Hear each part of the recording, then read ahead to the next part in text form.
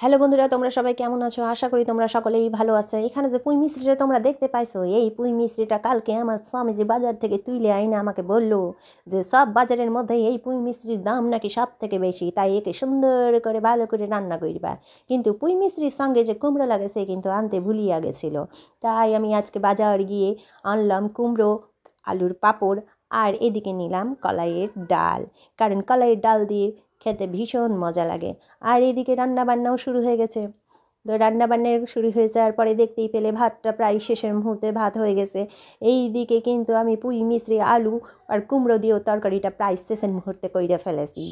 দুঃখের বিষয়, ভিডিওগুলো আমি তোমাদের প্রথম থেকে রেসিপিগুলো দিতে পারিনি, কারণ আমার ফোনের চার্জ খতম হয়ে গেছিলো। এইদিকে যে ডালটা তোমরা দেখতে পেলে, কলের ডাল কিন্তু আমার তৈরি হয়ে গেছে। সেটা আগেই বললাম, দুঃখের বিষয় ফোনের চার্জ শেষ হয়েছিল, তাই আমি তোমাদের ভিডিওগুলো দিতে পারিনি। এই দিকে ভাতের ফ্যান ঝরাইতে বসাইছি, আর এইদিকে কড়াইটা গরম হতে দিয়েছি, কারণ পাঁপড়টা তো ভাজতে হইবে। তো কড়াই গরম হয়ে যাওয়ার পর আমি দিয়ে দিলাম তেল। তেলটাও গরম হয়ে গেছে। এবার আমি আলুর পাঁপড়গুলোকে সুন্দর করে লাল লাল করে ভাজিয়া তুলে নিব। ভাজার পরে একদম সুন্দর করে সাজাই দিয়েছি থালের ওপর।